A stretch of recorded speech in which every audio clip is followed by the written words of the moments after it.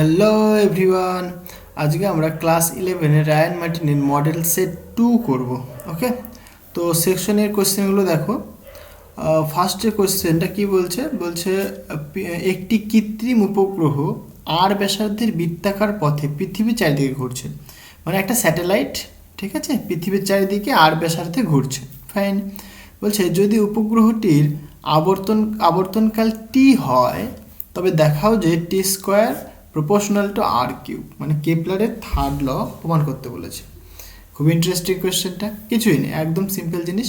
দেখো, তো question number 1, right. তাহলে তোমার কাছে একটা পৃথিবী, এইটা আমাদের পৃথিবী, আর্থ। এইবার একটা স্যাটেলাইট, সাপোজ এটা একটা স্যাটেলাইট, সে কি করছে নাকি আর দূরত্বে রয়েছে, পৃথিবী থেকে আর দূরত্বে রয়েছে। ওকে, এবং সে ঘুরছে, পৃথিবীর চারিদিকে ঘুরছে। ক্লিয়ার হয়েছে? পৃথিবীর চারিদিকে সে ঘুরছে। আচ্ছা, তাহলে আমাদের প্রমাণ করতে বলেছে কি টি স্কোয়ার, মানে যে টাইম পিরিয়ড সেটা কি হবে, প্রপোর্শনাল টু এই যে সেমি মেজর অ্যাক্সিস তার কিউবের সাথে সমানুপাতিক হবে। এটা আমাদেরকে প্রমাণ করতে হবে। ওকে, এটা কোয়েশ্চেন, আর কিছুই না। তাহলে দেখো, সাপোজ পৃথিবীটার যে মাস সেটা আমি কনসিডার করলাম ক্যাপিটাল এম, আর যে স্যাটেলাইট, এটা স্যাটেলাইট ধরো তুমি, তার মাস তুমি কনসিডার করছো স্মল এম। ওকে, তাহলে এ যখন ঘুরছে তাদের মধ্যে কি একটা গ্র্যাভিটেশনাল ফোর্স কাজ করছে, এবং এই গ্র্যাভিটেশনাল ফোর্সের যোগান কে দিচ্ছে বলো তো, এখানে এই অভিকেন্দ্র বল, তাই তো?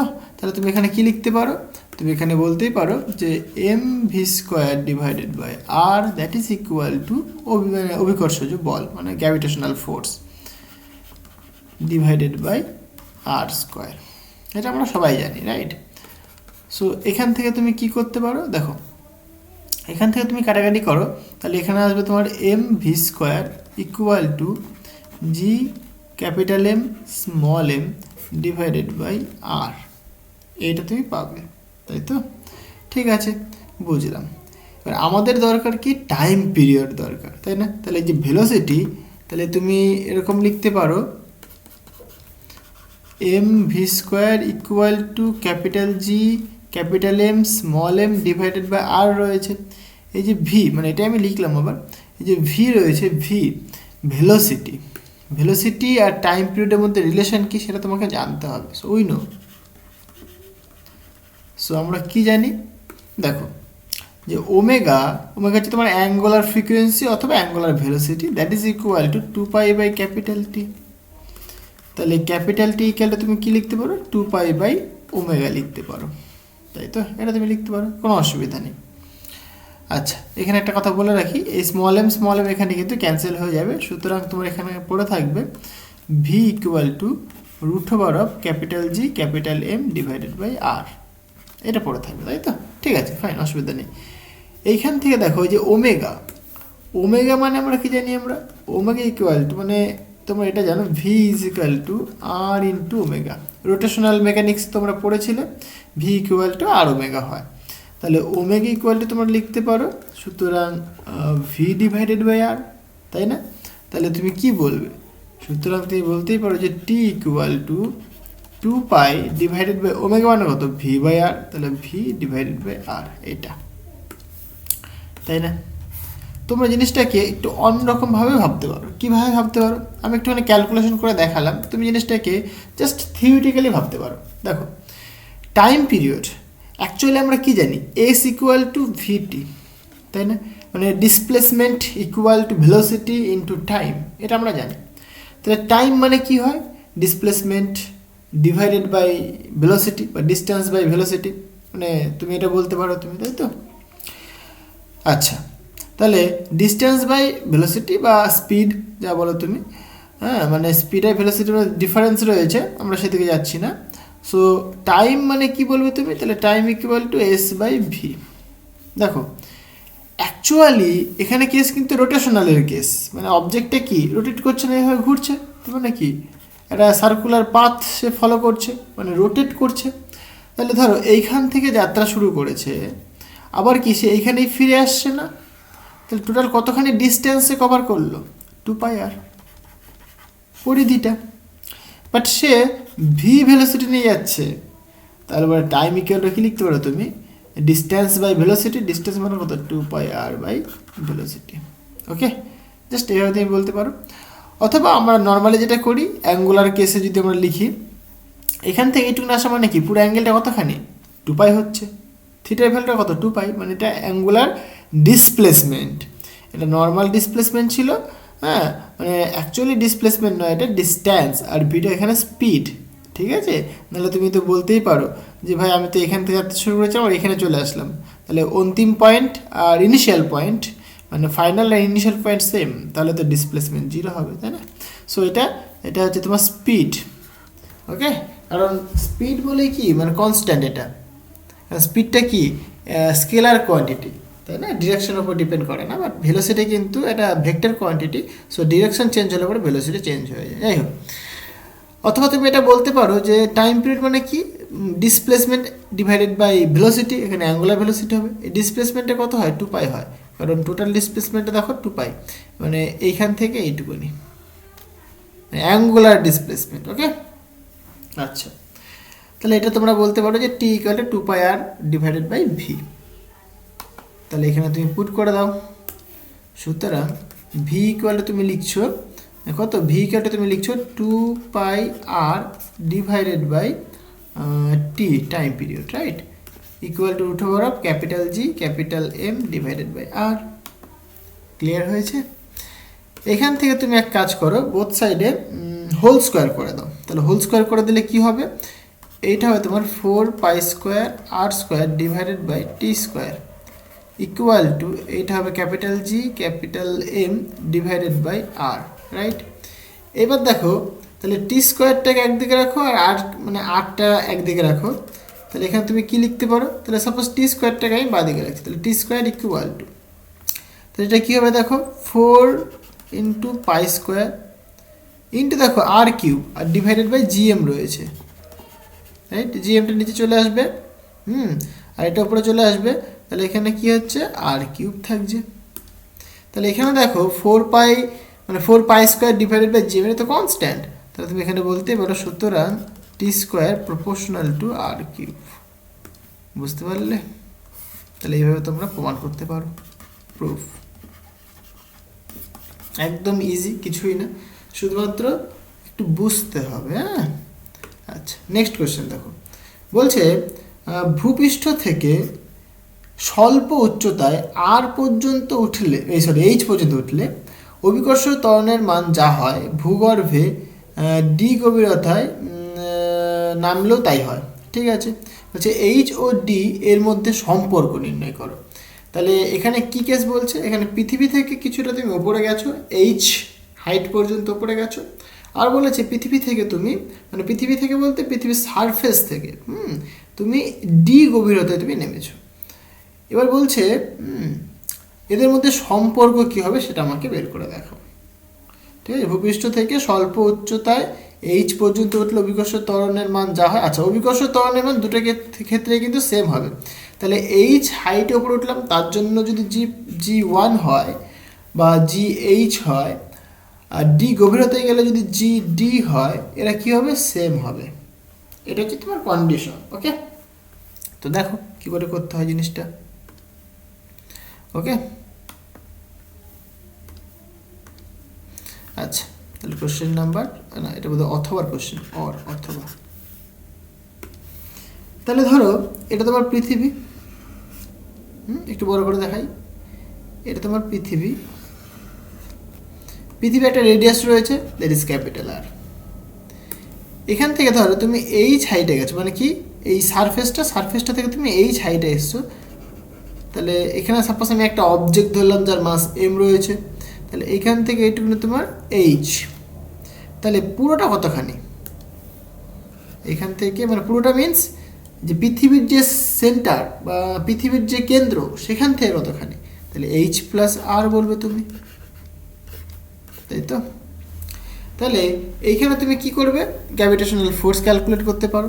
সো দুজনের মধ্যে যে গ্র্যাভিটেশনাল ফোর্স হবে সেটা কি, mg, that is equal to, okay, কী হয় বলো, পৃথিবীর মাস ইনটু অবজেক্টের মাস, পৃথিবীর মাসটাকে আমি সাপোজ কনসিডার করছি ক্যাপিটাল এম, অবজেক্টের মাস, এখানে গ্র্যাভিটেশনাল কনস্ট্যান্ট জি থাকবে, ডিভাইডেড বাই ডিস্টেন্সের হোল স্কোয়ার হবে, টোটালটা কতখানি এইচ প্লাস আর তার হোল স্কোয়ার। ক্লিয়ার হয়েছে? এটা আমি এই যে এইচ হাইটে মানে ভূপৃষ্ঠ থেকে এইচ হাইটে এইখানে আমি জি ধরলাম, suppose G H suffix H ধরছি আমি, ওকে। আর ভূপৃষ্ঠে মানে এই ভূপৃষ্ঠে অভিকর্ষ ত্বরণের মান সাপোজ জি, তাহলে ভূপৃষ্ঠে কি হয়, তাহলে mg ইকুয়াল টু বলো G capital M small M divided by R square. এটা তোমার ভূপৃষ্ঠে ভ্যালু। তাহলে এখান থেকে কেটে গিয়ে কি থাকে, G equal to capital G capital M divided by R square. Okay, আচ্ছা বুঝলাম। তাহলে এইখানটা কি থাকছে দেখো, এখানে এই এম ক্যান্সেল হচ্ছে, এখানে পড়ে থাকছে G H, that is equal to capital G capital M divided by H plus R তার হোল স্কোয়ার। আমি দুটোর মধ্যে রিলেশন বের করতে পারি, তাই তো, রেশিও করে দিয়ে আমরা রিলেশন বের করতে পারি, কোনো অসুবিধা নেই, তুমি চাইলেই বের করতে পারো। মানে তুমি যদি চাও সাপোজ এরকম G H divided by G that is equal to, তাহলে এর ভ্যালু কত হচ্ছে দেখো, capital G capital M divided by H plus R তার whole square divided by capital G capital M divided by R square. তাহলে এখান থেকে আমরা দেখতেই পাচ্ছি জিএম কেটে যাবে, সুতরাং এটা উপরে আসবে, সুতরাং আর স্কোয়ারটা উপরে যাবে, নিচে আসবে কত এইচ প্লাস আর তার হোল স্কোয়ার। এটা তোমার জিএইচ ডিভাইডেড বাই জি, এটা তোমরা লিখতে পারো। এটাকে তুমি আরও ভাঙতে পারো, এটা উপরে উঠলে পরে বাইনোমিয়াল এক্সপ্যানশন করতে পারো, কারণ এই আর স্কোয়ারটাকে নিচে নিয়ে, যাই হোক আমি আর ওটা করছি না। এইবার সাপোজ তোমার এই পৃথিবী রয়েছে, এবার তুমি কী করলে, এটা তোমার সেন্টার, ওকে। তুমি কি করলে, এই ভূপৃষ্ঠ থেকে ডি গভীরতায় আসলে, এখান থেকে একটু কত ডি গভীরতা। তাহলে যখন তুমি এইখানে আসলে, এইখানে সাপোজ তুমি একটা অবজেক্ট রেখেছো, তাহলে এই অবজেক্টটার ক্ষেত্রে কি মনে হবে, এটাই তার ভূপৃষ্ঠ মনে হবে। তাহলে কি সে ফিল করবে এইটুকুনির জন্য যে গ্র্যাভিটেশনাল ফোর্স, সেইটুকুনি ফিল করবে। ক্লিয়ার হয়েছে? তাহলে এই যে পৃথিবীটা ছিল তার রেডিয়াস ছিল কতখানি, ক্যাপিটাল আর, বাট এইখানে আসার দরুন তার রেডিয়াস কিন্তু হয়ে গেছে এখন, মানে এইটুকুনি পৃথিবী, এই যে গোলকটা, হ্যাঁ মানে এই যে মানে ভেতরের টুকুনি যে গোলক, এইটুকুনি যে রেডিয়াস সেটা কতখানি হয় বলো, এটা হবে তোমার আর মাইনাস ডি। ক্লিয়ার হয়েছে? আচ্ছা, এবার দেখো পৃথিবীর ব্যাসার্ধ তুমি জানো, তাহলে তুমি ডেনসিটি ক্যালকুলেট করতে পারো পৃথিবীর, কারণ আমাদের কি এইটুকুনির মাস দরকার। এই যে এইটুকুনি যে গোলকটা ধরলাম আমি, সেইটুকুনি গোলকের মাস কি হবে, মানে কেন মাস দরকার, তাই না? এবার দেখো যখন তুমি অবজেক্টটাকে এইখানে রেখেছো, তখন কি এই অবজেক্টটা ফিল করছে যেন তার জন্য কি এইটুকুনি তার পৃথিবী, বুঝতে পারলে? তাহলে এইটুকুনি পৃথিবীর জন্য তার মধ্যে যে আকর্ষণ বল সেটা কত হবে, সেটা এরকম হবে।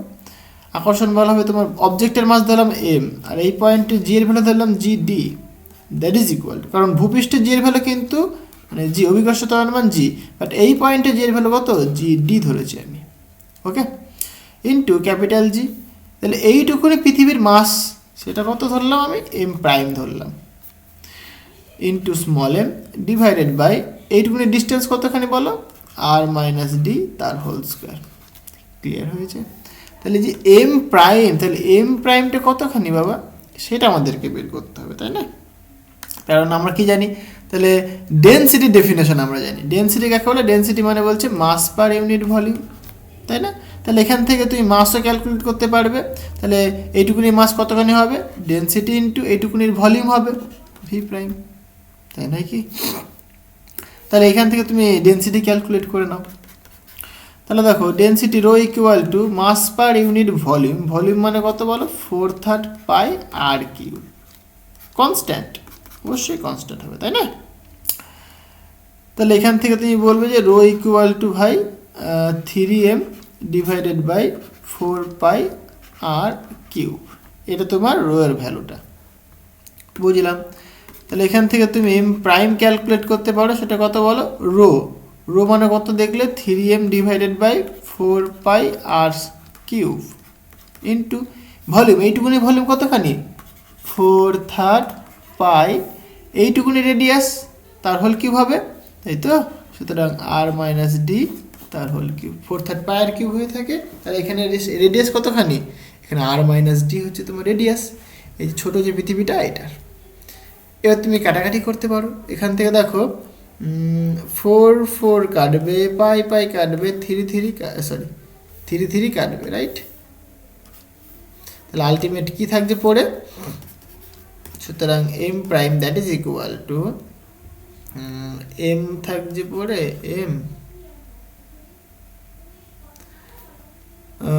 এম এটা লিখি এরকম ভাবে এম আর মাইনাস ডি তার whole cube divided by R cube, এটা পড়ে থাকছে, তাই তো, ঠিক লিখলাম।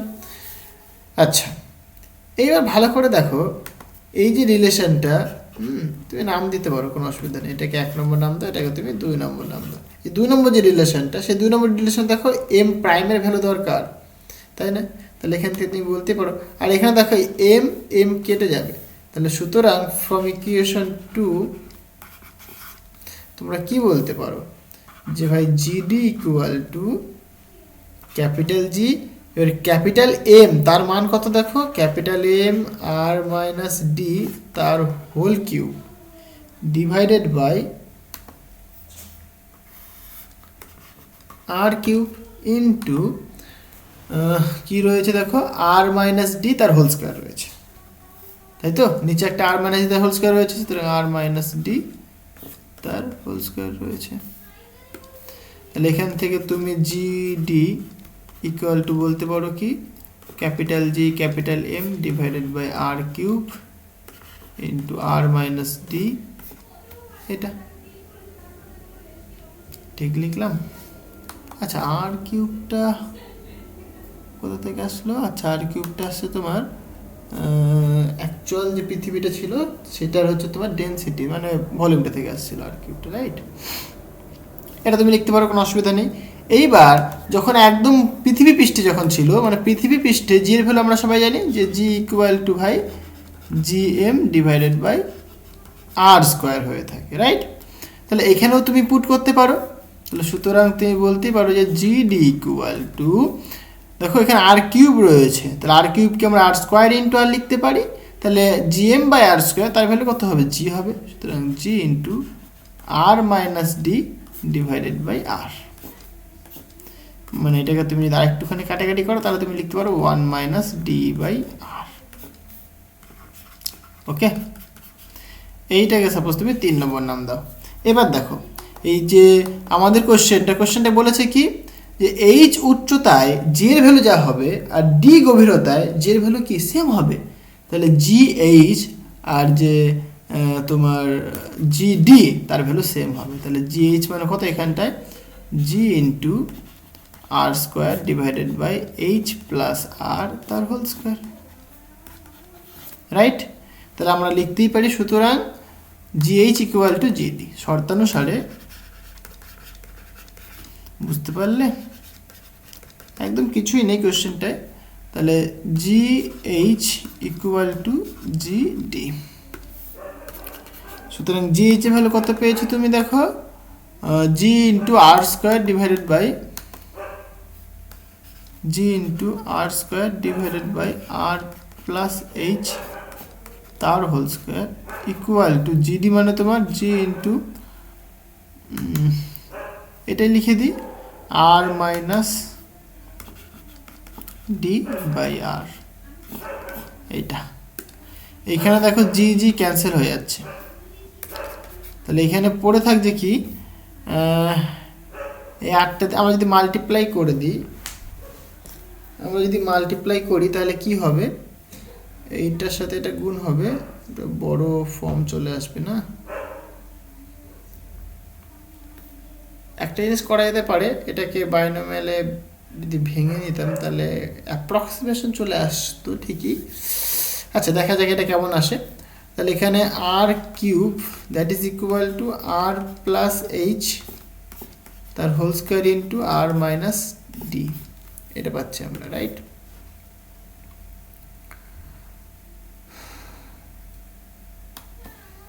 এইটা পাওয়া যাচ্ছে। এইখানেটাকে ভাঙলে পরে বড় হবে আর কিউব ইকুয়াল টু, এটা হচ্ছে তোমার R square plus 2RH plus H square into R minus D.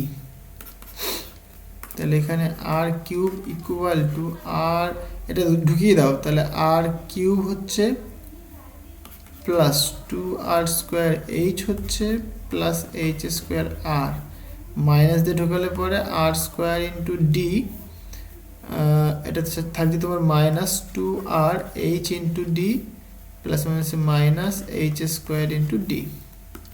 এখান থেকে দেখো আর কিউব ক্যান্সেল হচ্ছে, রাইট?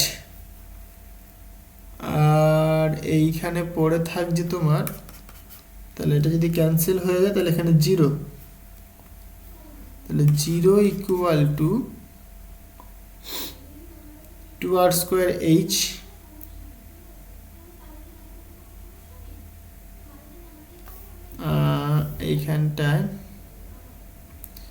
এইখানটায় তুমি লিখতে পারো 2R square minus 2R D into H plus H square R minus R square plus H square into D. এটা বিদঘুটে একটা বড় ফর্ম চলে আসছে। আমি যদি অ্যাপ্রক্সিমেশন ইউজ করতাম তাহলে বোধহয় সুবিধা হতো, রাইট? তোমাদের আনসার কি করা আছে? এইচ ইকুয়াল টু 2D, এটা ইউজ করতে হতো, তাহলে বেশি সুবিধা হবে। দেখো অ্যাপ্রক্সিমেশন ইউজ করলে পরে তোমার বেশি সুবিধা হবে, ঠিক আছে? এটা করার দরকার নেই, কারণ একদম অ্যাপ্রক্সিমেশন ইউজ করে দাও তাহলে তোমার বেশি সুবিধা হবে। এটাকে ইরেজ করে দাও, ঠিক আছে? এটাকে ইরেজ করে দাও। অ্যাপ্রক্সিমেশন ইউজ করলে পরে তোমার ওই অ্যান্সারটাই আসবে, কারণ এটা করতে গেলে তোমার প্রচুর লেন্দি হবে, মানে এটা আসবে না। তোমাকে ওই হায়ার টার্মগুলোকে নেগলেক্ট করেই শেষে করতে হবে। তার থেকে তুমি প্রথমে অ্যাপ্রক্সিমেশন ইউজ করে নাও, তাহলে কি সুবিধা হবে। হ্যাঁ, আচ্ছা, তাহলে অ্যাপ্রক্সিমেশন কি করব আমরা? দেখো এইখানেই বলে দিই আমি, এই যে এই টার্মটা এইখান থেকে তোমরা লিখতে পারো না এরকম যে, আচ্ছা এইখানে তোমাকে বলতে পারি আমি এইখানটাতে, হ্যাঁ, মানে এখানে আমরা দেখবে বইতে অ্যাপ্রক্সিমেশন ইউজ করি যে জিএইচ লিখছি না আমরা, equal to G into R square divided by R plus H তার হোল স্কোয়ার, রাইট? এই আর স্কোয়ারটাকে নিচে নিয়ে চলে আসো, তাহলে তুমি কি লিখতে পারো বলো তো? হোল স্কোয়ার যেহেতু রয়েছে দুজনের মধ্যে, তার ভেতরে ঢোকাতে পারি, তাহলে 1 প্লাস এইচ বাই আর তার হোল স্কোয়ার লিখতে পারো তুমি। এবার এটাকে তুমি যদি ওপরে লেখো তাহলে কি লিখবে? 1 plus H by R to the power minus 2। তাহলে দেখো এই যে এইচ বাই আর, এটা মাছ লেস দেন 1 হবে, কারণ আর এর ভ্যালুটা অনেক বড় এইচের থেকেও, তাই না? তাহলে এটাকে আমরা কি বাইনোমিয়াল এক্সপ্যানশনে ভাঙতে পারি। তাহলে বাইনোমিয়াল এক্সপ্যানশনে যদি ভাঙি আমরা, সেটা কি দেবে? এবং দেখো পরবর্তী যে হায়ার টার্মসগুলো থাকবে সেগুলোকে কিন্তু আমরা অবশ্যই নেগলেক্ট করে দেবো, বুঝতে পারলে? কারণ হায়ার টার্মগুলো কিন্তু এখানে নেগলেক্টেড, এখানে কিন্তু কথাটা লিখে দেবে, হ্যাঁ, হায়ার টার্ম আর নেগলেক্টেড, বুঝতে পারলে? কেন নেগলেক্টেড বলো তো? কারণ দেখো পরবর্তী যে টার্মগুলো হবে সেটা কি এইচ বাই আর তার হোল স্কোয়ার হবে, বা এইচ বাই আর তার হোল কিউব হবে, এরকম হবে। এবার দেখো একেতেই এইচ বাই আর ছোটো, তার হোল স্কোয়ার করলে কি সেটা আরও ছোটো হয়ে যাবে, তাই হায়ার টার্মসগুলোকে আমরা নেগলেক্ট করে দিই, বুঝতে পারলে? তাহলে জি প্রাইমের ভ্যালু তুমি পাচ্ছ এটা, সরি জি এইচের ভ্যালুটা, আর জিডির ভ্যালু তুমি পেয়েছো এটা। তাহলে এই দুটো রিলেশনকে তুমি যদি কম্পেয়ার করো, এটাকে তুমি কিছু একটা নাম দাও, সাপোজ 4 নম্বর নাম দাও, তাহলে তুমি যদি কম্পেয়ার করো রিলেশন 3 অ্যান্ড 4, তাহলে তুমি দেখতে পাবে, দেখো 3তে দেখো, সরি 4-এ কী রয়েছে? জি ইন্টু 1 মাইনাস 2h বাই আর, আর 3তে দেখো G into 1 minus D by আর। তাহলে কম্পেয়ার করে তুমি কী পাচ্ছ ভাই? যে 2h ইকুয়াল টু ডি, এটাই তোমার আনসার হবে। বুঝতে পারলে কি করে আসলো সবই দেখিয়ে দিলাম আমি একদম। তার মানে এখান থেকে দেখো তোমার দুটো কোশ্চেন সলভ হয়ে গেল, মানে এই কোশ্চেনটা তো হলোই, প্লাস দুটো থিওরি তোমার হয়ে গেল। কি থিওরি হলো? যে পৃথিবী থেকে এই উচ্চতা যদি কোনো অবজেক্ট থাকে, তাহলে সেই অবজেক্টের মধ্যে যে অভিকর্ষ ত্বরণ লাগছে, সেই অভিকর্ষ ত্বরণটা কতখানি হয় সেটা কিন্তু ক্যালকুলেশন করে দেখিয়ে দিলাম। এবং পৃথিবীর থেকে মানে ভূপৃষ্ঠ থেকে ডি গভীরতায় যদি কোনো অবজেক্ট থাকে, তাহলে তার মধ্যে অ্যাক্সেলারেশন ডিউটি কত হবে সেটাও কিন্তু আমরা ক্যালকুলেট করে দেখিয়ে দিলাম। তুমি এই প্রবলেমটা ডিরেক্ট করতে পারো এই সূত্র দুটো কিন্তু মনে রেখে। বুঝতে পারলে? কারণ তুমি লিখে দেবে এই উচ্চতায় থাকলে পরে জি এর ভ্যালু এত হয়, ডি গভীরতায় থাকলে জি এর ভ্যালু এত হয়, দিয়ে কম্পেয়ার করে দেবে, হয়ে গেল। বাট কিছু কিছু প্রবলেম হয়, যেসব প্রবলেমগুলো করার ক্ষেত্রে এই সূত্র কিন্তু ডিরেক্ট ইউজ করা যায় না, তখন আমাদেরকে এই মেথডটা ইউজ করতে হয়। তার জন্য মেথড জানাটা খুবই গুরুত্বপূর্ণ। বুঝতে পারলে? তাই দেখো এই কোশ্চেনটা থেকে তোমার 3টে কোশ্চেন সলভ হলো। প্রথমত এই কোশ্চেনটা সলভ হলো, দ্বিতীয়ত কি দুটো প্রবলেম সলভ হয়ে গেলো। বুঝতে পারলে? তো এইভাবে কিন্তু আমরা শিখবো। হ্যাঁ, আচ্ছা নেক্সট কোশ্চেন দেখো। নেক্সট কোশ্চেনটা এটা, অথবা বলছে 27 ডিগ্রি সেন্টিগ্রেড উষ্ণতায় ও 76 সেন্টিমিটার পারদের চাপে আর্গনের ঘনত্ব এত গ্রাম পার লিটার। বুঝলাম। বলছে 200 সেন্টিমিটার কিউব আয়তনের একটি ইলেকট্রিক বাল্ব আর্গন দিয়ে ভর্তি করা হলো। বলছে বাল্বে গ্যাসের চাপ 75 সেন্টিমিটার পারদের চাপ ও গড় উষ্ণতা 127 ডিগ্রি সেন্টিগ্রেড হলে আর্গনের ভর নির্ণয় করো। খুব ইন্টারেস্টিং কোয়েশ্চেনটা, খুবই ইন্টারেস্টিং এবং ইম্পর্টেন্ট কোয়েশ্চেনটা। আচ্ছা দেখো, প্রথমত কি কি বলে দিয়েছে? প্রথমত বলে দিয়েছে 27 ডিগ্রি সেন্টিগ্রেড উষ্ণতায় ও 76 সেন্টিমিটার পারস্তম্ভের চাপ, মানে 76 সেন্টিমিটার পারস্তম্ভের চাপ, সেটা মানে কি 1 ATM, তাই তো আমরা সবাই জানি। তার ডেন্সিটি বলে দিয়েছে। বুঝলাম। এখানে একটা বাল্ব নিয়েছে যার আয়তন বা ভলিউম বলে দিয়েছে 200 সেন্টিমিটার কিউব, এবার তার মধ্যে আর্গন গ্যাস ভর্তি করছে এবং সে আর্গন গ্যাসের যে প্রেশার সেটা কিন্তু 75 সেন্টিমিটার এইচজি, মানে পারদের চাপের 75 সেন্টিমিটার। এটা কিন্তু 1 ATM নয়, এটা 1 ATM। তাহলে আমরা এখান থেকে রিলেশন বের করতে পারবো এটা কত ATM, সিম্পল জিনিস। তাহলে গড় উষ্ণতাও বলে দিয়েছে এতখানি, মানে ওই যে বাল্বের ভেতরে যে টেম্পারেচার এটা এতখানি, তাহলে আর্গনের ভর কত হবে। আচ্ছা বুঝলাম। তাহলে প্রবলেমটাকে এইভাবে সলভ করা যায়। সো কোশ্চেন নাম্বার 2 এর অথবা, এখানে করি কোশ্চেন নাম্বার 2 তার অথবা। দেখো আমরা কি জানি, PV equal to N into R into T, right? এটা আমরা সবাই জানি, PV ইকুয়াল টু NRT। তাহলে এইটা তোমার ইসের সূত্র, তাই তো, আদর্শ গ্যাসের সমীকরণ। এটা ফাইন, বুঝলাম। এটাকে তুমি 1 নম্বর নাম দিয়ে রাখো। এবার দেখো তোমাকে কি কি বলেছে। তোমাকে বলে দিয়েছে 27 ডিগ্রি সেন্টিগ্রেড উষ্ণতা, 76 সেন্টিমিটার এইচজি। তাহলে লেখো টেম্পারেচারটা, লেখো। টেম্পারেচার তোমাকে বলে দিয়েছে 27 ডিগ্রি সেন্টিগ্রেড উষ্ণতা, সেটাকে তুমি কেলভিনে কনভার্ট করে নাও, তাহলে 273 দিয়ে যোগ করবে, তাহলে এটা আসবে কত, 300 কেলভিন, রাইট? বুঝলাম। তোমাকে প্রেশার বলে দিয়েছে P1, কত বলেছে বলো, 76 সেন্টিমিটার এইচজি। এটা মানে তুমি কি লিখবে, 1 ATM লিখতে পারো, রাইট? ঠিক আছে। আরেকটা জিনিস তোমাকে বলেছে, আর্গনের যে ডেনসিটি সেটা তোমাকে বলে দিয়েছে 1.6 গ্রাম পার লিটার। দেখো লিটার, এবার আমরা একটা জিনিস জানি না, লিটার আর সেন্টিমিটারের মধ্যে রিলেশন আছে। 1 লিটার ইকুয়াল টু কত হয় বলো, 1000 সেন্টিমিটার কিউব, তাই না? তাহলে এখানে লিখে নাও।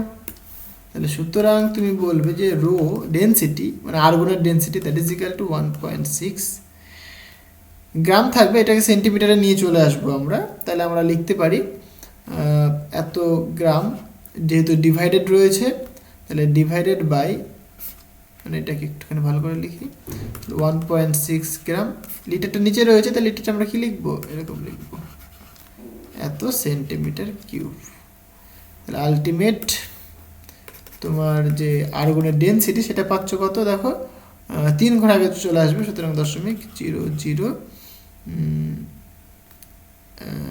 1 ঘর আগে ছিল মানে 1.6, রাইট, 1 2 3, ঠিক আছে, এত গ্রাম পার সেন্টিমিটার কিউব ডেনসিটি পেয়ে গেছো, ফাইন, বুঝলাম।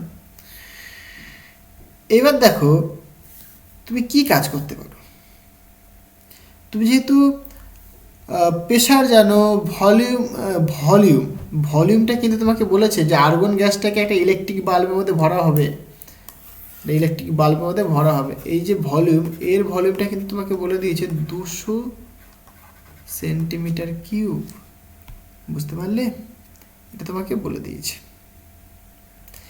এবার একটা জিনিস প্রথমে বের করো, যে আর্গন গ্যাসটা বলেছে, সে আর্গন গ্যাসের আণবিক ভর কতখানি, বুঝতে পারলে, সেটা বের করা যেতে পারে।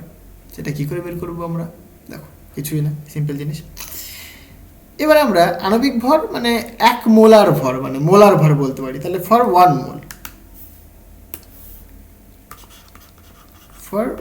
মোল মানে মোলার মাস বলতে পারি আমরা, রাইট। কেন আমরা করবো এরকম বুঝতে পারবে এখনই, কারণ দেখবে আমাদের কিন্তু ভরই বের করতে বলেছে আর্গন গ্যাসের, যে ভি মানে এই যে এতখানি যে আয়তন, এতখানি আয়তনে কতখানি আর্গন গ্যাস রয়েছে সেটা আমাদের বের করতে বলেছে, তাহলে এম, এটা আমাদেরকে বের করতে হবে। এর একটা ফর্মুলা আমরা জানি, যে মোল সংখ্যা ইন্টু আণবিক ভর, তাই না, এটা আমরা জানি।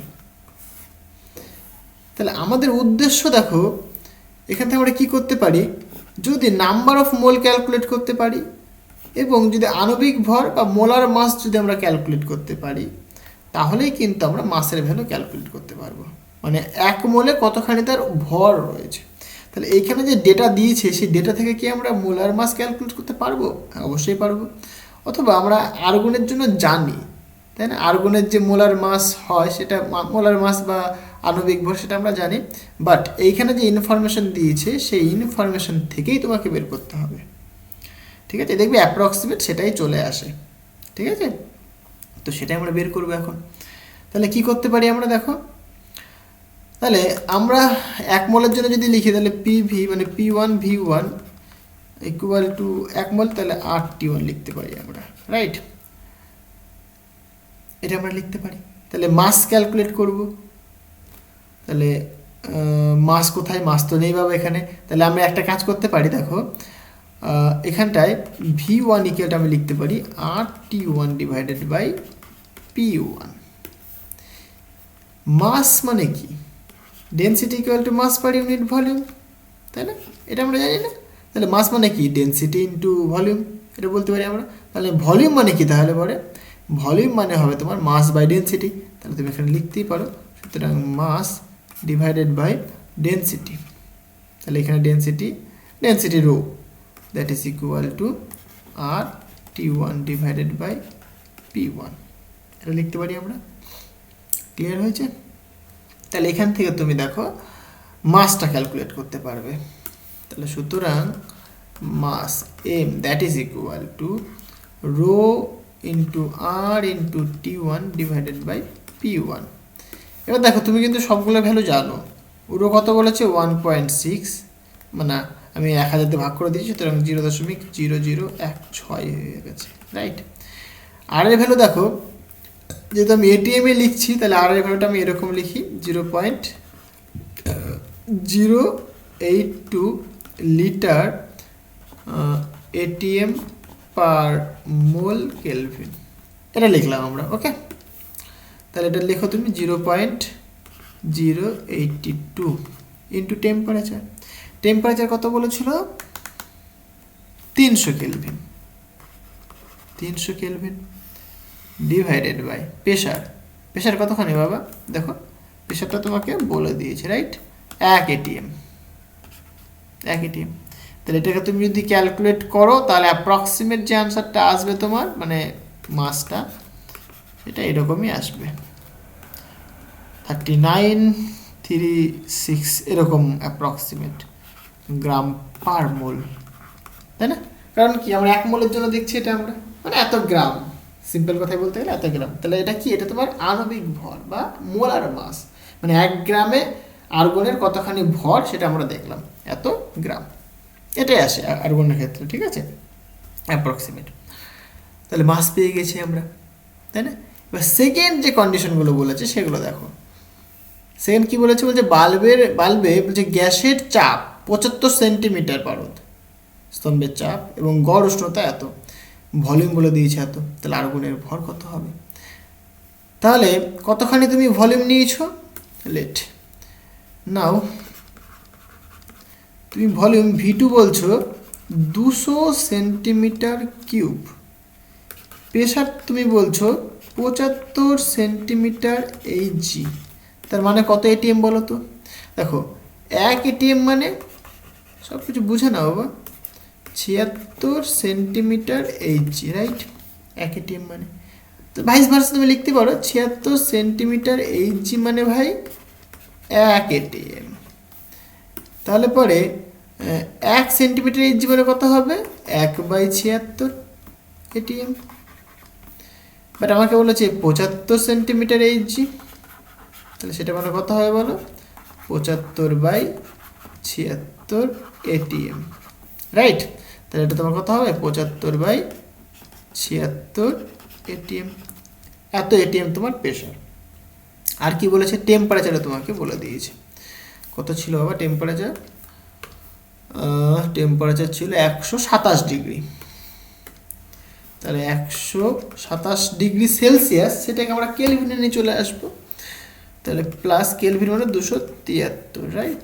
তাহলে এটা তুমি পাচ্ছ তার ইয়েটা কি টেম্পারেচার। এটা করলে কত আসবে বলো তো? এত কেলভিন। হ্যাঁ, এদিকে 0 থেকে 1 7 9 হচ্ছে 1 10 থেকে 1 300 আর 1 400, তাহলে 400 কেলভিন, রাইট? ঠিক লিখলাম, তাহলে তোমার 400 কেলভিন হবে। আচ্ছা, এইবার তোমরা কি জানো? তোমরা সূত্র জানো আদর্শ গ্যাসের, P2V2 = N × RT2। এবার কি N কেন লিখলাম? N মোলের জন্য করবো এবার আমরা। কারণ কি? কারণ দেখো যে বাল্বের মধ্যে তুমি ভাই 1 মোল গ্যাস দাওনি, তুমি কত মানে 200 সেন্টিমিটার কিউবের তুমি মানে আর্গন গ্যাস তুমি ঢুকিয়ে দিয়েছো। তাহলে এখানে কত মোল রয়েছে সেটাই তো আমরা ক্যালকুলেট করতে চাইছি। তাহলে মোল পেয়ে গেলে পরে আমরা সেখান থেকে মাস পেয়ে যাবো আমরা, বুঝতে পারলে? কারণ 1 মোলের ক্ষেত্রে মাস আমরা জানি। খুব ইন্টারেস্টিং কোশ্চেনটা।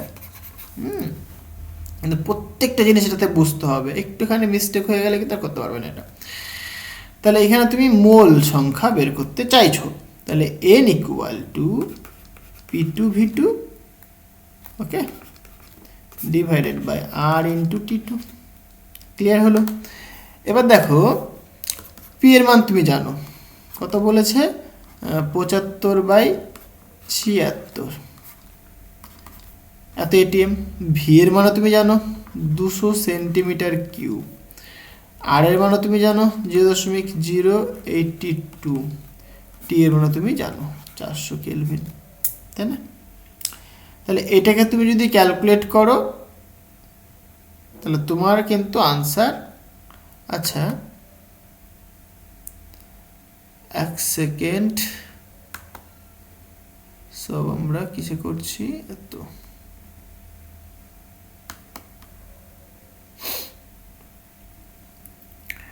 অ্যাকচুয়ালি সবগুলো কিন্তু দেখো মানে মানে যে এটিএমটা ইউজ করলাম আমরা, এখানে একটা জিনিস বুঝতে হবে তোমাকে। এখানে যে প্রেশারটা আমি লিখেছি, প্রেশারটা কিসে লিখেছি বলো তো? 75/76 এটিএমে লিখেছি, রাইট? এইখানে এই যে আর এর ভ্যালুটা কিন্তু আমরা লিটার এটিএম কিন্তু ইউজ করেছি, 0.082 এত লিটার এটিএম, তাই না, পার মোল কেলভিন, এটা আমরা ইউজ করেছি। তাহলে লিটার ইউজ করেছি আমরা। তাহলে এইখানে যে আমি এটা লিখলাম ভলিউমটা, সেটা 200 সেন্টিমিটার কিউব লিখেছি, বাট তুমি নিচে লিখছো এবার লিটারে, আর এখানে কিন্তু সেন্টিমিটার কিউব লিখছো, তাহলে কিন্তু হবে না। সবগুলোকে একই ইউনিটে নিয়ে আসতে হবে। আইদার তুমি এটাকে তুমি সেন্টিমিটারে নিয়ে চলে আসো, মানে সিজিএস সিস্টেম মেনে চলে আসো, তাহলে তুমি এখানে 200 লিখতে পারবে, রাইট? বাট আমি কিন্তু এখানে এটিএম, লিটার এটিএম এই ইউনিটটা ইউজ করেছি, তাই আমাকে কিন্তু এই যে ভিটুটাকে কিন্তু লিটারে কনভার্ট করে নিতে হবে, ওকে? তাহলে এটা মানে তুমি বলতেই পারো এক মানে 1000 centimetre cube equal two 1 litre, right? তাহলে 1 সেন্টিমিটার কিউব ইকুয়াল টু 1/1000, তার মানে এখানে 0.2 লিটার হবে। তো এটা তোমার 0.2 হবে। আশা করি জিনিসটা বোঝাতে পারলাম। এইটাকে তুমি ক্যালকুলেট করো, তাহলে তুমি কিন্তু মোল সংখ্যা পেয়ে যাবে। তাহলে মোলের ভ্যালু যেটা আসবে অ্যাপ্রক্সিমেট 0.00602 মোল, এত মোল আসবে। এবার আমরা প্রথমেই বললাম একটা জিনিস আমরা জানি, তাহলে কতখানি ভর হবে? তাহলে এত মোল কি রয়েছে, এত মোল তোমার আর্গন গ্যাস রয়েছে ওই 200 সেন্টিমিটার কিউব ভলিউমের মধ্যে, বুঝতে পারলে? তাহলে মাস কতখানি হবে? সো উই নো, তাহলে এত মোলের মাস কতখানি হবে, জাস্ট মাল্টিপ্লাই করো। So M equal to mole সংখ্যা ইন্টু মোলার মাস, তাহলে 0.00602 ইন্টু মোলার মাস 39.36 ছিল, তাই না? দেখি 36, তাহলে এত গ্রাম হবে। তাহলে এখান থেকে মাল্টিপ্লাই করলে অ্যাপ্রক্সিমেট তোমার আনসার 0.237 গ্রাম। তাহলে এটাই তোমার আনসার হবে, বুঝতে পারলে? দেখো কিছুই না, তোমাকে দুটো কেস বলেছে, একটাই প্রেশার বলে দিয়েছে, ডেনসিটি বলে দিয়েছে, টেম্পারেচার বলে দিয়েছে। তোমাকে আর্গনের মাস বের করতে হবে। তুমি দুটো প্রসেস করেছো এখানে। একটা প্রসেস কি, অ্যাকচুয়ালি তুমি জানো যে গ্যাসের মাস তুমি কী করে ক্যালকুলেট করতে পারো, যদি মোলার মাস বা আণবিক ভর জানো এবং যদি মোল সংখ্যা জানতে পারো, তাহলে তাদের মাল্টিপ্লাই করে দিলে তোমার মাস চলে আসবে, এইটুকুনি তুমি জানো। তাই আমরা সেই জিনিসটাকে মাথায় রেখে দুটো জিনিস বের করে নিলাম। এক হচ্ছে তোমার আর্গন গ্যাসের মোলার মাস বা আণবিক ভর কতখানি, সেটা বের করে নিলাম। সেকেন্ড আমরা বের করলাম যে কত মোল রয়েছে, এত ভলিউমের তুমি আর্গন দিয়ে দিয়েছো, তাহলে এতখানির মধ্যে কত মোল আর্গন রয়েছে সেটা তুমি ক্যালকুলেট করেছো, মাল্টিপ্লাই করে দিয়েছো, তোমার আনসার চলে আসছে। এটা তোমার প্রসেস। ওকে ওকে, নেক্সট কোয়েশ্চেনটা দেখো। বলছে 400 মিটার উঁচু জলপ্রপাতের শীর্ষদেশ ও পার্শ্বদেশ, এটা পার্শ্ব বা পাদদেশ, ওকে, মানে নিচটা, মানে একটা জলপ্রপাত, পাহাড় গেছো তুমি, উপর থেকে জল পড়ছে নিচে নিচে, ঠিক আছে? তাহলে শীর্ষদেশ মানে উপরটা, আর যেখানে জলটা পড়ছে আর নিচে তোমার জলটা এসে পড়বে। তো তাপমাত্রার পার্থক্য কত হবে যদি উৎপন্ন তাপের 80% জলে আবদ্ধ থাকে? খুবই ইম্পর্টেন্ট কোয়েশ্চেন। ওকে, এক সেকেন্ড আমি ল্যাপটপটাকে চার্জে দিয়ে নিই। তো দেখো কোশ্চেনটা খুবই ইম্পর্টেন্ট একটা কোশ্চেন, মানে প্রত্যেকটা জিনিস কিন্তু বুঝতে হবে এখানে, মানে কোশ্চেনগুলো ভালো ভালো দিয়েছে, না বুঝতে পারলে একটা করতে পারবে না। কোশ্চেন নম্বর 3 দেখো, ধরো একটা জলপ্রপাত হচ্ছে, মানে এইরকম জল নিচের দিকে পড়ছে, রাইট? এটা তোমার ভূমি ধরে নাও তুমি, এটা উঁচু থেকে জল পড়ছে, মানে এখান থেকে জল পড়ছে, জল এই আসবে, এই এসে নিচে এসে পড়বে, এবং এইটুকুনের যে হাইটটা, এই হাইটটা সাপোজ আমি বলছি এইচ, এটা কোশ্চেনে তোমাকে বলে দিয়েছে কত, আই থিঙ্ক 400 মিটার নাকি 400 সেন্টিমিটার বললো, মিটারে আই থিঙ্ক, তাই না? 400 মিটার, অনেকটা উঁচু, তাহলে 400 মিটার তোমাকে বলে দিয়েছে। দেখো ভালো করে বোঝো, যখন জলটা এখানে এসে পড়বে, মানে জল যখন এইভাবে আসবে, ঠিক আছে, মানে যখন নিচে এসে পড়বে, নিচে তার কিন্তু পোটেনশিয়াল এনার্জি কিন্তু জিরো, কারণ হাইট জিরো এখানটায়। তাহলে এখানে যদি তুমি পোটেনশিয়াল এনার্জি দেখো, সেই পোটেনশিয়াল এনার্জি কিন্তু এখানে জিরো, রাইট? কারণ হাইট জিরো হয়, কারণ পোটেনশিয়াল এনার্জি ফর্মুলা তোমরা জানো mg ইন্টু এইচ হয়। বাট এই যে টপ পয়েন্ট, এই টপ পয়েন্টে কিন্তু তার পোটেনশিয়াল এনার্জি হাই, সেটা আমি সাপোজ কনসিডার করলাম EP prime, that is equal to mg into H, right? তাহলে ঘটনাটা কি হচ্ছে এখানে দেখো, তাহলে এই টপ পয়েন্টে পোটেনশিয়াল এনার্জি mgh ছিল, তাহলে জল যখন পড়তে শুরু করলো আস্তে আস্তে কী হচ্ছে, পোটেনশিয়াল এনার্জি লস হচ্ছে। তাহলে পোটেনশিয়াল এনার্জি লস হচ্ছে মানে সেটা কি, কাইনেটিক এনার্জিতে কনভার্ট হচ্ছে, সেই কাইনেটিক এনার্জিটা কিন্তু হিট এনার্জিতে কনভার্ট করে দিচ্ছে, মানে সেটা তাপ শক্তিতে কনভার্ট হচ্ছে। তাহলে অ্যাকচুয়ালি কি হচ্ছে, কার্য হচ্ছে এখানটায়, বুঝতে পারলে? মানে এই যে পোটেনশিয়াল এনার্জি চেঞ্জ, সেটাই আমাদের কি দিচ্ছে, কার্য দিচ্ছে, তাহলে ওয়ার্ক ডান দিচ্ছে আমাদের। তাহলে ওয়ার্কটা কি, মেনলি পোটেনশিয়াল এনার্জি চেঞ্জটা দিচ্ছে, মানে ডিফারেন্সটা, মানে কি এই পোটেনশিয়াল এনার্জি কমছে মানে এই পোটেনশিয়াল এনার্জি হ্রাস পাচ্ছে, সেটাই কি কার্যে পরিণত হচ্ছে, বুঝতে পারলে? তাহলে পোটেনশিয়াল এনার্জির যে হ্রাস, সেটাই আমাদের কার্যে পরিণত হচ্ছে। তাহলে কার্য ইকুয়াল আমরা কী বলতে পারি, mg ইন্টু mgh মাইনাস 0, হ্রাস। তাহলে প্রথমে বেশি ছিল এটা, দিয়ে কমে হয়েছে এটা তোমার, তাই না? তাহলে হ্রাস মানে কি, ডিফারেন্সটা তুমি দেখবে, বুঝতে পারলে? তাহলে যে পরিমাণ পোটেনশিয়াল এনার্জি হ্রাস হচ্ছে, সেটাই কি কার্যতে কনভার্ট হয়ে যাচ্ছে। তাহলে এখানে তুমি লিখতেই পারো যে W equal to mg into H. Okay, তাহলে যে জলটা পড়ছে, মানে এমটা কি, এমটা হচ্ছে তোমার জলের মাস, ওয়াটারের মাস। ওকে, আচ্ছা, তাহলে কার্য পেলাম। এবার জুলের সূত্র কি বলে বাবা, জুলের সূত্র তোমরা সবাই জানো যে কার্য হয়, তাহলে জুলের সূত্রে যে হিট পাওয়া যায়, হিটটা কি হয়, কার্য বাই যে জুল তুল্যাঙ্ক, তাই না? তাহলে এখান থেকে তুমি এইচ বলতে পারো যে ভাই capital H equal to mgh divided by J. Okay, mgh divided by J. আচ্ছা, বুঝলাম। এগুলোকে একটা নাম দিয়ে রাখি, এটাকে একটা আমি 1 নম্বর নাম দিয়ে রাখলাম, হলো। এবার দেখো কোশ্চেনে একটা কথা বলেছে, কোশ্চেনটা কোথায়, কোশ্চেনে বলেছে যে উৎপন্ন তাপ, তাহলে জল পড়ছে, তাপ উৎপন্ন হচ্ছে, সেই উৎপন্ন তাপে 80% জলে আবদ্ধ থাকে, মানে 80% জলে আবদ্ধ থাকে। তাহলে উৎপন্ন তাপ কতখানি, এইটা তোমার উৎপন্ন তাপ, mgh ডিভাইডেড বাই জে। ওকে, এটা তোমার উৎপন্ন তাপ। তাহলে এই তাপের 80% জলে আবদ্ধ থাকে। তাহলে কতখানি আবদ্ধ থাকে জলে, সেটা সাপোজ আমি বলছি H prime, that is equal to, তাহলে এইচ ইন্টু 80% মানে কত, 80/100, এত পার্সেন্টেজ, তাই না? তাহলে এতখানি জলে আবদ্ধ থাকে। এবার যেহেতু জল, তাহলে জলের জন্য তোমরা হিটের ফর্মুলা জানো, মানে জল কতখানি হিট অ্যাবজর্ব করছে, বলে কি হয় সেটা সাপোজ আমি জানি কি, সেটা মানে এই যে হিটটা যতখানি অ্যাবজর্ব করছে, সে ফর্মুলাটি কী হয়, এমএসটি, তাই না? সুতরাং এটাকে আমি প্রাইম করবো এমএস ইন্টু টি।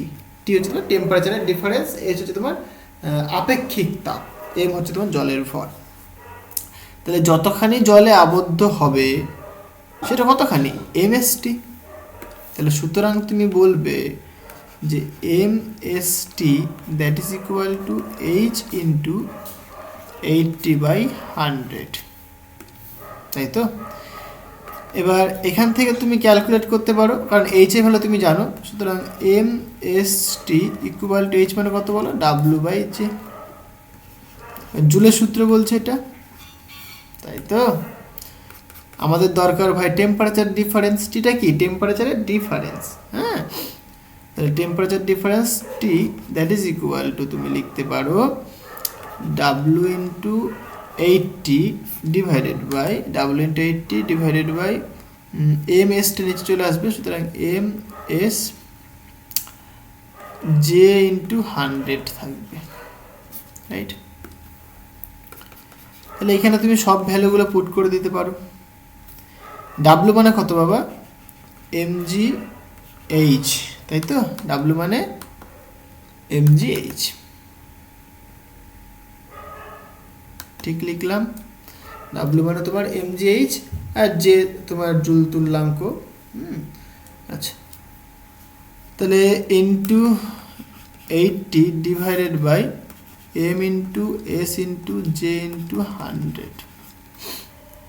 এখানে দেখো এম এম ক্যান্সেল হয়ে যাচ্ছে, জে ভ্যালু থাকছে, সব ভ্যালুগুলো পুট করে দাও। সিজিএস সিস্টেমে জে ভ্যালু কত হয়, 980। আর এইচ এর ভ্যালু দেখো, এইচ বলে দিয়েছে 400 metre, right?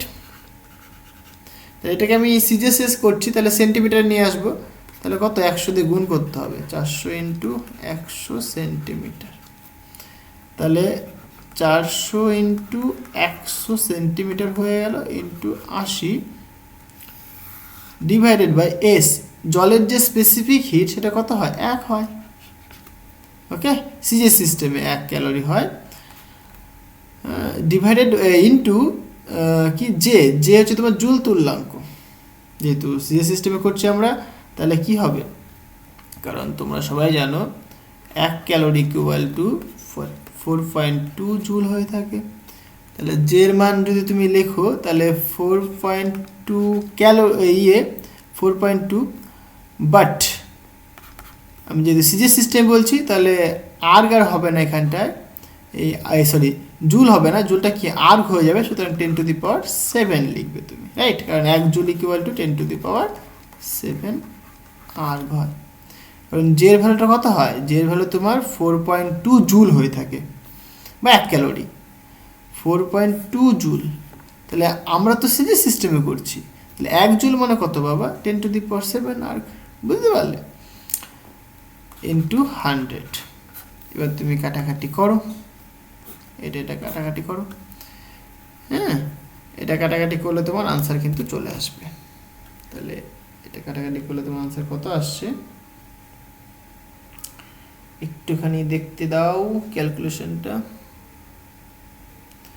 980 into 400, right, into 80 divided by 4.2 into 10⁻7, ওই 7.4 সামথিং এরকম। তোমার উত্তর কত আছে দেখি তো একটু,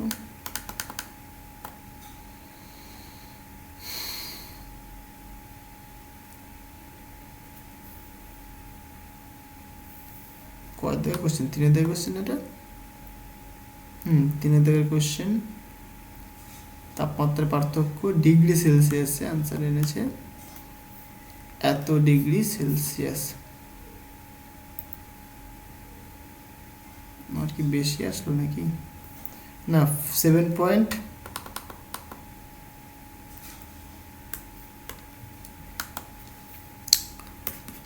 এটা কাটাকাটি করলে পরে ও আচ্ছা ঠিকই আছে, এটা 7.47 এত, একটা সেকেন্ড, 80/100 mgh, 980 h, এত, এইখানে 4.2 মানে জুল তুল্যাঙ্ক 4.2, আর স্পেসিফিক হিট স্পেসিফিক হিট তোমার জলের স্পেসিফিক হিট লিখেছি,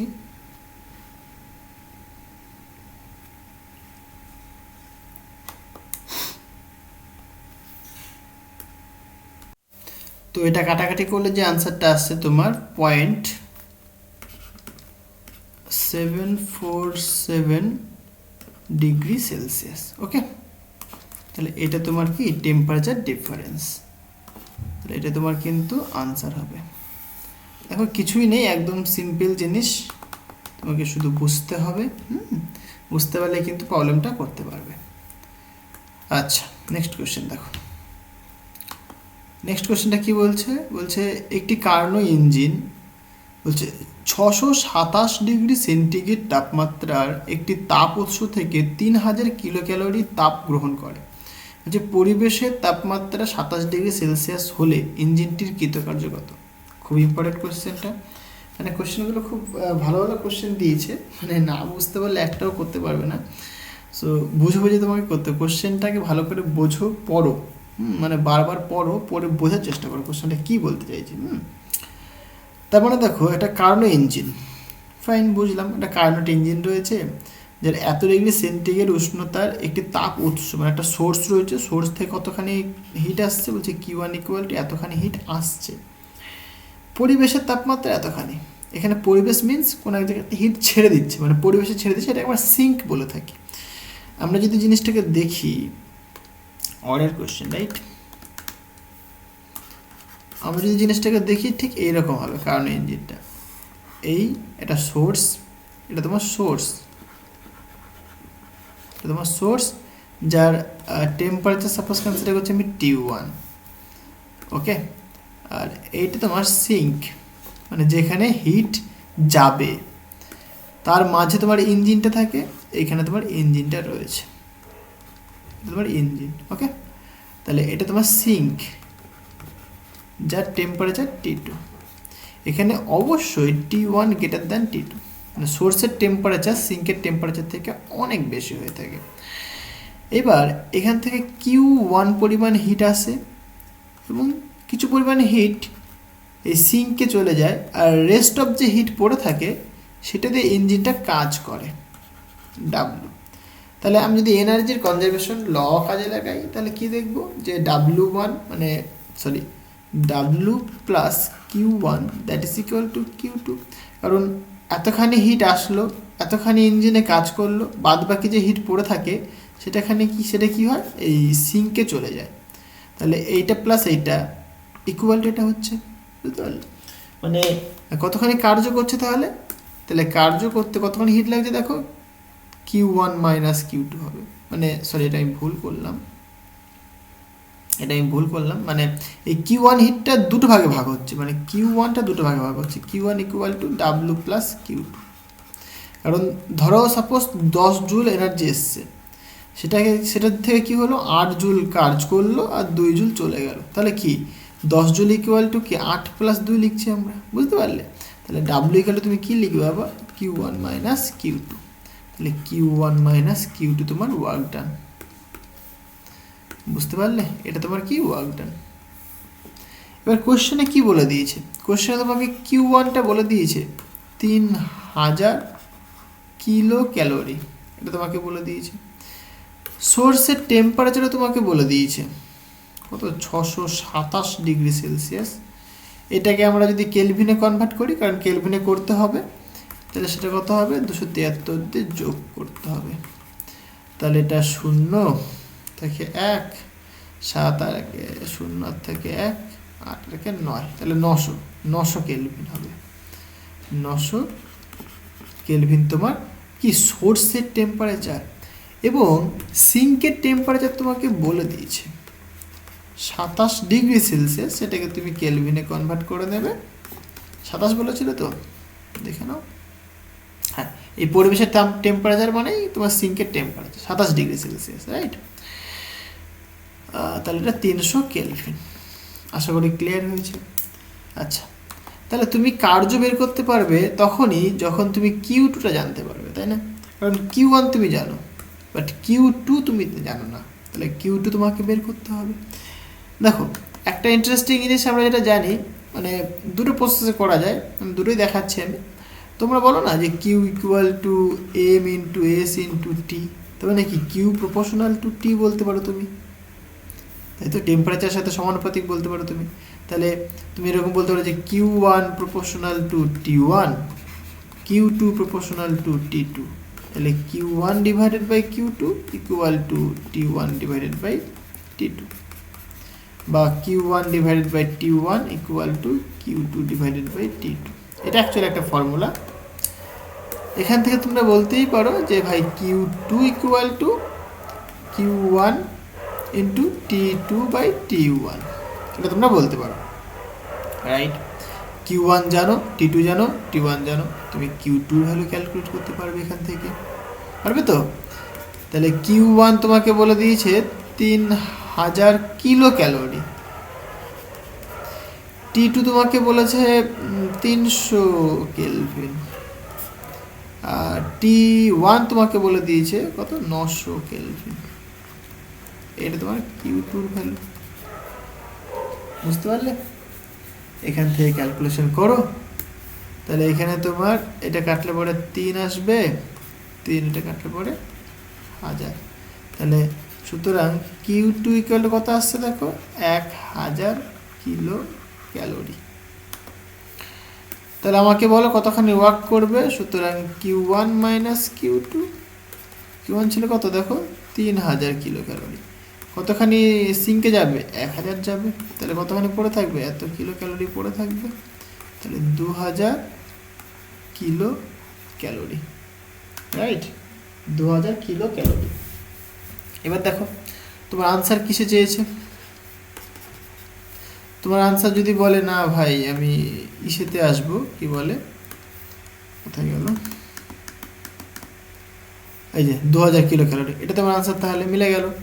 অথবা তুমি আনসার অন্য কিছু তো নিয়ে আসতে পারো, কারণ তোমরা জানো যে 1 calorie equal to 4.2 joule, 1 joule equal to 10⁷ erg. 1 kilo মানে কত, মানে কিলো ক্যালোরি যেহেতু বলেছে এখানে, তাহলে এখানে তুমি লিখবে 1000 ক্যালোরি। তাহলে এগুলো সব পুট করে দাও, তোমার যেমন আনসার দরকার তেমন আনসার তুমি পেয়ে যাবে। ক্লিয়ার হয়েছে? আমি এখান থেকে দেখিয়ে দিলাম। অথবা তুমি জিনিসটাকে এইভাবে ভাবতে পারো, কারণ আমরা একটা সূত্র জানি, কার্নো ল একটা জানি আমরা, সেখানে বলে রিভার্সিবল প্রসেসের ক্ষেত্রে যে dq/t ইকুয়াল টু 0 হয়ে থাকে। তাহলে তোমরা এখান থেকে বলতে পারো যে q1/t1 minus q2/t2 equal to 0।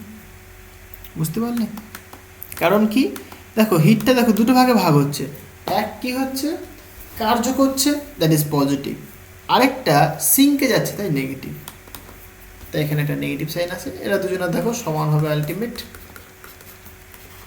q2/t2। এটাই তো আমরা এখানে দেখালাম।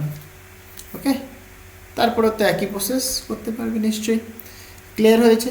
এইখান থেকেও তোমরা করতে পারো অথবা এখান থেকেও করতে পারো, তোমরা এটা জানো, ছোটবেলা থেকে পড়ে এসছো, এটাও হয়তো তোমাদের সিলেবাসে আছে বা তোমরা গ্র্যাজুয়েশনে গিয়ে পড়বে। ওকে, তাহলে এইভাবে তোমাকে প্রবলেমটা সলভ করতে হবে। আচ্ছা, নেক্সট কোয়েশ্চেন দেখো, হয়ে গেল এটা।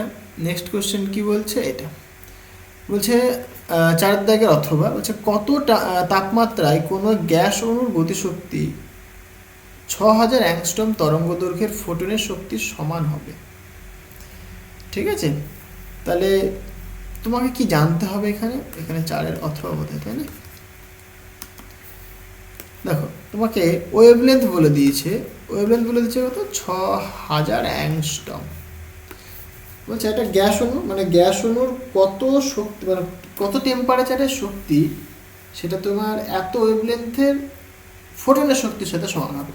তাহলে ফোটনের এনার্জি তুমি কি করে ক্যালকুলেট করো, ইকুয়াল টু এইচ নিউ। হয়তো তোমরা এখনো জানো না, এটা হচ্ছে তোমার ফোটনের energy, H equal to H into nu. Okay, এইচএসে গিয়ে তোমরা একটুখানি শিখবে এটা, অথবা কেমিস্ট্রিতে হয়তো তোমরা পড়েছো। তাহলে ইকুয়াল টু এইচ নিউ, এটা তোমার ফোটনের এনার্জি। এইচ তোমার প্ল্যাঙ্ক কনস্ট্যান্ট, যার ভ্যালু হয় 6.626 ইন্টু 10⁻⁻34 জুল ইন্টু সেকেন্ড। আর গ্র্যাজুয়েশনে গিয়ে তো খুব সুন্দরভাবে পড়বে যদি অনার্স নাও তোমরা। আর নিউ হচ্ছে তোমার কি, ফোটনের ফ্রিকোয়েন্সি, ফ্রিকোয়েন্সি অফ ফোটন। বুঝতে পারলে? এই ফ্রিকোয়েন্সি আর ওয়েভলেন্থের মধ্যে একটা রিলেশন আছে, সেটা কি জানো তোমরা? ফ্রিকোয়েন্সি আর ওয়েভলেন্থের যদি মাল্টিপ্লাই করো তুমি, তাহলে তুমি কী পাবে, ভেলোসিটি পাবে। যদি তুমি ফ্রি মিডিয়ামটা ধরো তুমি, তাহলে তুমি পাবে লাইটের স্পিড। বুঝতে পারলে? তাহলে এখান থেকে তুমি বলতেই পারো যে lambda is equal to C by nu, বা nu equal to C by lambda, তাই না? কারণ আমাদেরকে ল্যামডা বলে দিয়েছে, তাহলে তুমি বলতেই পারো যে E equal to H, new মানে কত, সি বাই ল্যামডা, সুতরাং সি বাই ল্যামডা হলো। এইটা হচ্ছে তোমার ফোটনের এনার্জি, এটা তোমার ফোটনের এনার্জি। বাট তাহলে গ্যাসের কাইনেটিক এনার্জি কত হয়? ইকুইপাইটেশন ফর্মুলা কি বলে, হাফ কেটি বলে, তাই না? কারণ আমরা ফ্রি পার্টিকেল ধরলাম, তাহলে ইকুইপাইটেশনের এনার্জি অনুসারে আমরা লিখতে পারি half into k into T. কে হচ্ছে তোমার বোলজম্যান কনস্ট্যান্ট, টি হচ্ছে তোমার কেলভিন স্কেলের টেম্পারেচার বা অ্যাবসলিউট টেম্পারেচার, রাইট? তাহলে দুজনের সমান হবে, তাহলে শর্তানুসারে আমরা বলতে পারি half KT that is equal to H C divided by lambda.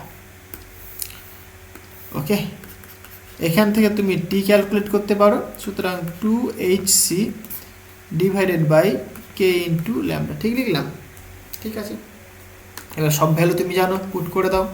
H এর ভ্যালু তুমি কি জানো, আচ্ছা 2 দিয়ে মাল্টিপ্লাই রয়েছে। অ্যাকচুয়ালি এইচ সি টোটাল ভ্যালুটা এরকম হয়ে থাকে, যদি তুমি মাল্টিপ্লাই মানে একদম শর্টকাট টেকনিক ইউজ করতে চাও, তাহলে 1240 ন্যানোমিটার ইলেকট্রন ভোল্ট। ওকে, অথবা তুমি একদম সিম্পল পুট করে দাও 2 × 6.626 × 10⁻⁻34।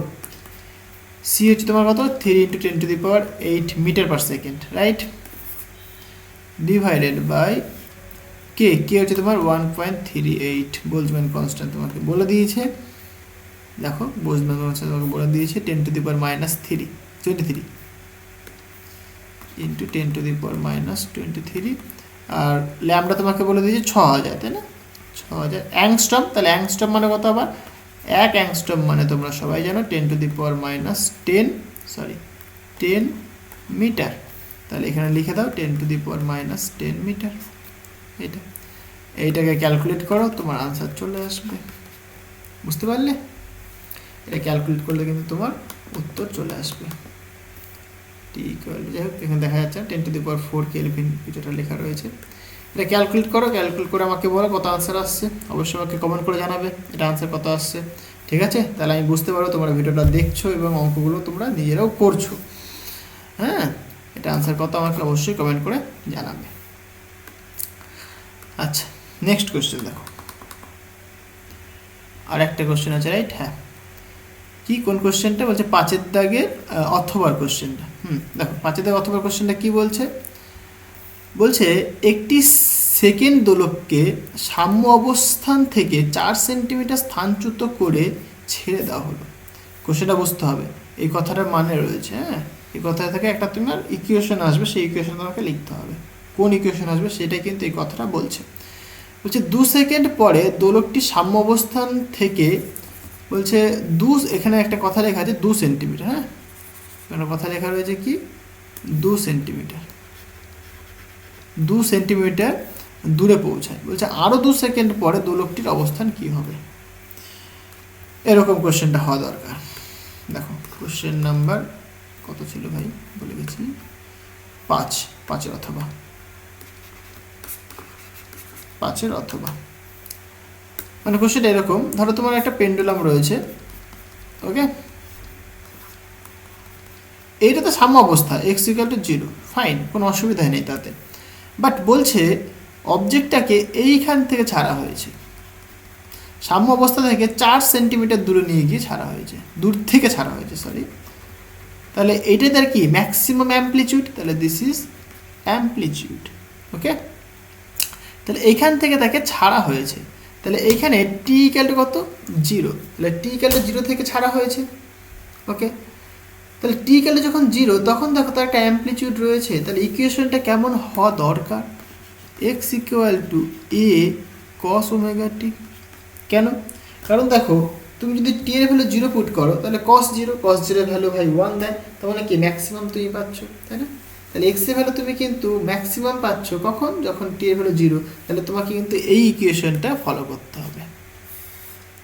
তুমি যদি এখানে sin ωt লেখো তাহলে কিন্তু হবে না। বুঝতে পারলে? তার জন্য বুঝতে হবে, কোশ্চেনটা বলে দিয়েছে সাম্য অবস্থা থেকে কি তোমার 4 সেন্টিমিটার দূরে নিয়েছো, তারপরে তুমি ছেড়েছো। হ্যাঁ, তার মানে তোমার ইনিশিয়ালি কিন্তু তুমি এইখান থেকে ছাড়ছো। ওকে, তাহলে অ্যাম্পলিটিউডটা এখানে তোমার 4।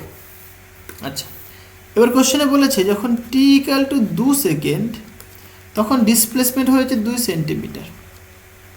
তাহলে এই কন্ডিশনটা যদি তুমি পুট করো ফর দিস কন্ডিশন, সো আমরা লিখতেই পারি যে x = আছে, x এর ভ্যালু বলে দিয়েছে, লিখে দিই 2 = a, এর ভ্যালু বলে দিয়েছে 4, এখানে cos ω, t এর ভ্যালু বলে দিয়েছে 2।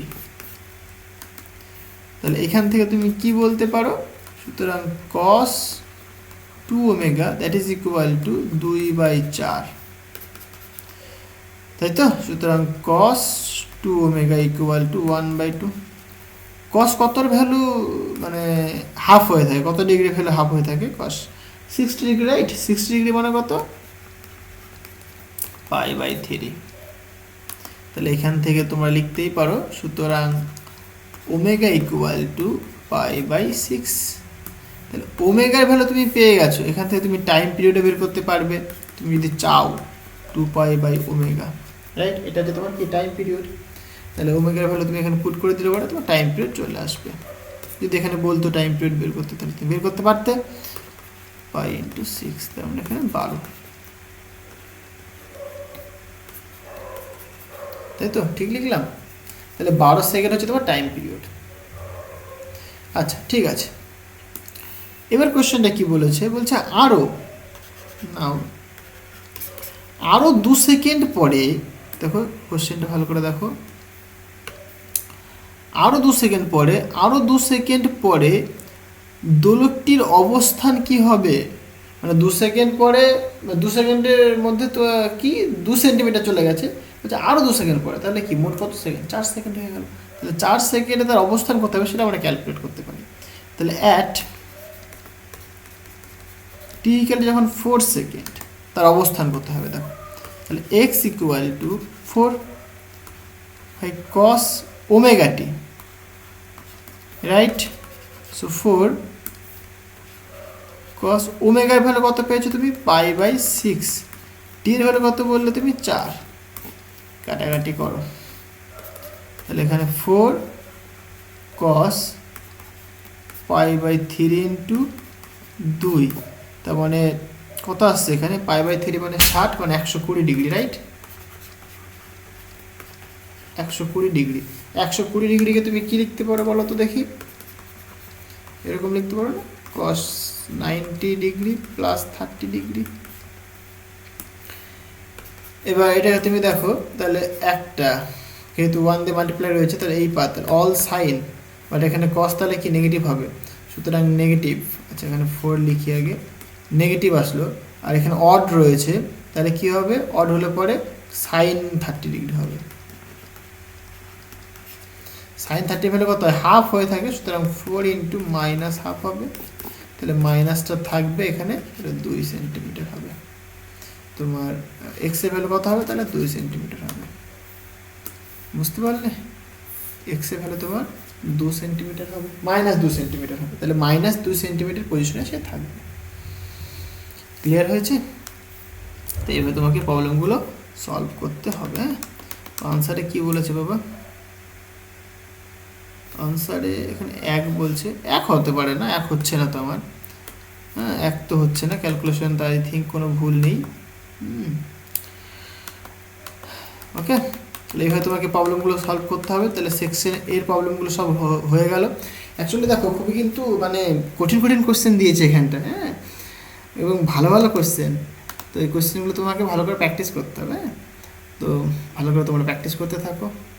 আর ভিডিওটা যদি ভালো লাগে তো অবশ্যই একটা লাইক করে দিও, আর তোমার বন্ধুদের সাথে শেয়ার করো, অনেক অনেক বেশি করে শেয়ার করো। তো দেখা হচ্ছে নেক্সট ভিডিওতে। So thank you.